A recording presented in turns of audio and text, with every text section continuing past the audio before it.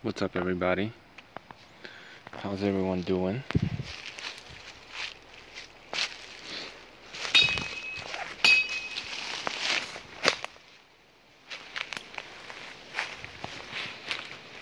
Do you know that none of these trees here, even that big one over there, or this willow here,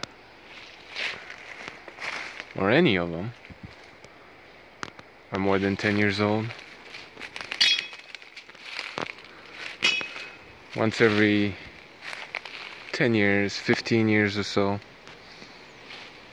the river comes through here and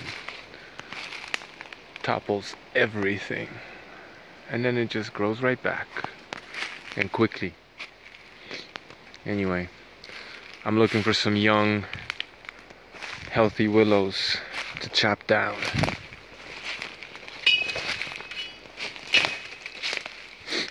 Whoa, careful. Look at this guy.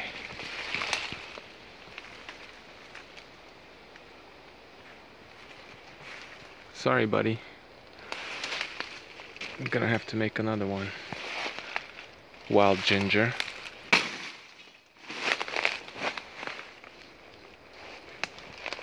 Holy shit. Can't get through. Anyway, I wanted to talk a little bit about... Jesus, spider webs everywhere. Eye poke hazard. Wanted to talk a little bit about Alexander Povetkin and Canelo Alvaroids, because some people are coming around my videos and I'm seeing comments elsewhere, you know, talking about inconsistency and calling it down the middle. Children and, well, ignorant and or stupid and or dishonest people. I don't know what people mean when they say calling it down the middle. What does that mean? Not having an opinion either way, really? Being neutral, so to speak, nonchalant, not riding the fence, basically, right?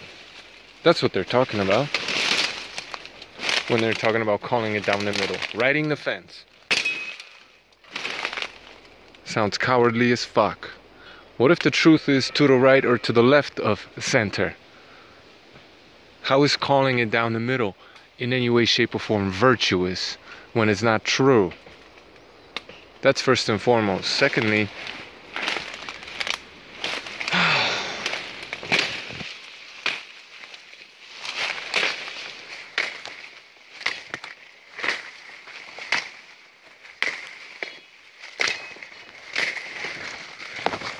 sorry about that. Just had some bullshit in my way.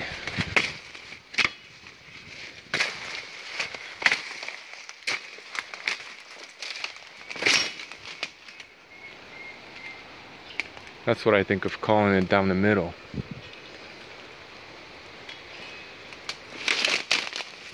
But it's funny how people who condemn Povetkin, even though he was innocent, and that's a fact, that's not an opinion, that's a fucking fact. I'm not getting into that again.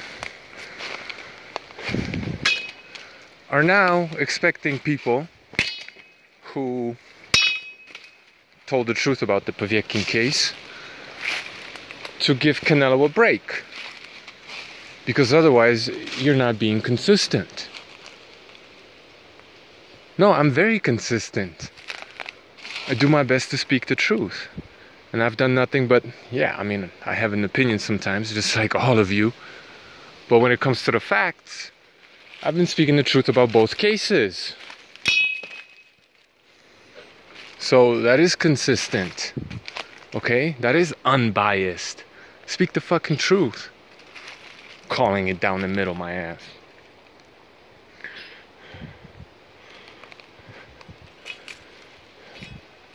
Alexander Povetkin's meldonium levels, he was allowed to have all the way up to 1 microgram or 1,000 nanograms or a million. Is it million? Yeah, million picograms, right? But he had, I believe it was 70 nanograms, so roughly 14 times less than the maximum amount he was allowed to have at that time in his body of meldonium. Okay? And that's just it. Clenbuterol, according to that same World Anti-Doping Organization, or World Anti-Doping Agency rather, WADA, you can't have any clenbuterol in your system, period. Yes, some people have been able to appeal, and after their clenbuterol positive tests, and after a months-long investigation or so, most of them were convicted anyway. Most of them. Only few people have gotten off. And the people that were convicted or deemed guilty were suspended for 4 years. A swimmer in Thailand just got suspended for 4 years for having clenbuterol. I guess the Chinese meat excuse, they didn't believe that shit. So, and like I said before, you know, it's irrelevant. It is completely irrelevant how much clenbuterol was in Canelo's system when he's not allowed to have any, period. So if the WBC were to follow their own rules and be just, the fight would be called off. And Canelo would be put under major scrutiny, and this fight wouldn't be happening. Something that I never called for. I never called for that.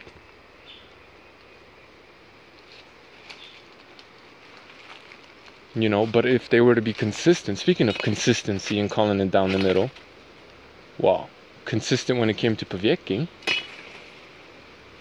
they would have called this fight off, even though there was no need to call off the Povetkin-Wilder fight. There really wasn't. But it was a red flag, and they had to investigate, right?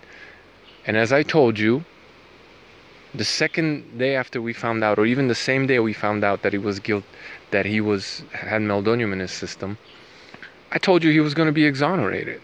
And that's exactly what happened. Why? Because I looked at the facts and I gave you the straight dope. Canelo was let off the hook the next day.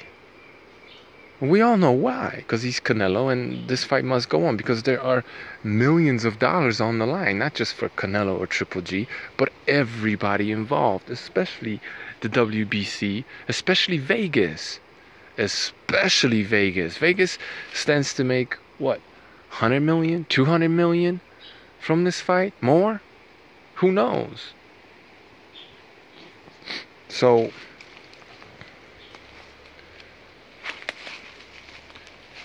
you know, Canelo can't have... Can I talk and do this? Maybe. He can't have any clenbuterol in his system, according to WADA. It's a little difficult talking and doing this.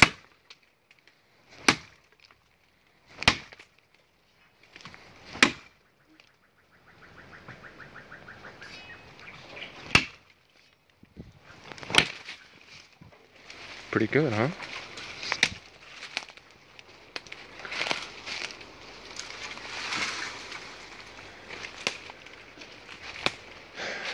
Anyway,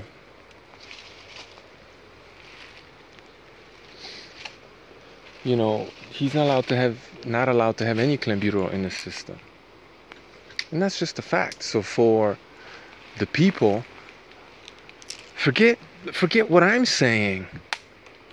People always want to, not always, but some people want to jump down my throat for speaking the truth. Don't be so concerned with what I'm saying. Because it just so happens that I'm right all the goddamn fucking time. Not 100% of the time, just all the time. It just so happens that I'm fucking right. So don't worry about what I say. Worry about your own damn self. Okay? So if you condemned an innocent man, Povetkin, how the fuck are you gonna come over here and give Clenelo the pass? Huh? And about Povetkin's second test for 1 fucking picogram, 1/1,000,000th of a microgram of ostarine. First and foremost, if you look at Canelo's test results, they're telling you it was something like 600 to 800 picograms, and the second one was 60 to 80 picograms, right? So when it comes to hundreds of picograms, they're giving you a 200 range. When it comes to tens of picograms, they're giving you the margin of error is about 20 picograms, right? They don't know exactly how many picograms. They're saying between 60 and 80, right? That's a big difference. That's 20 picograms of difference. Now somebody explain to me, how the fuck did they come up with 1 picogram of ostarine? How did that happen? How? That's probably the very threshold of how accurate their instruments are, how tiny of a trace they can pick up, right? Because I've never heard of any athlete testing positive for anything and being sanctioned because of 1 picogram of anything. I've never heard of this. But, you know, prove me wrong. Look it up. Find a case where somebody got banned or had to pay a fine for 1 picogram of anything.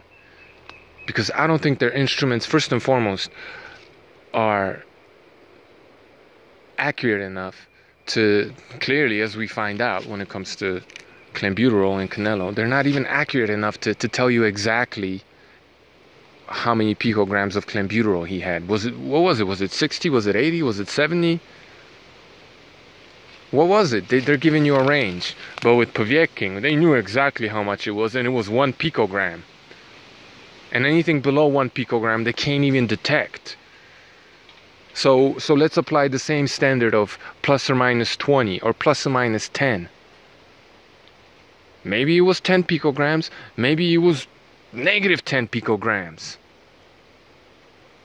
Do you know what I'm trying to say here? Maybe it was 0.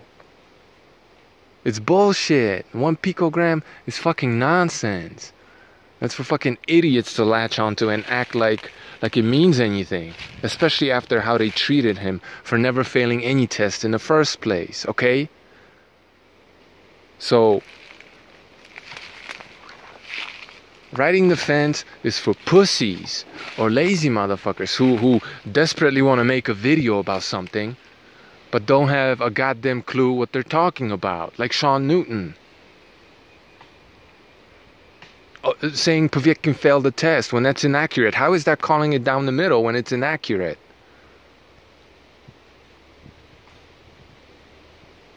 And if you mean riding the fucking fence and not having a strong opinion either way, that's pussy shit. When the truth is out there. You know what I'm saying? Anyway, I gotta get back to fucking work.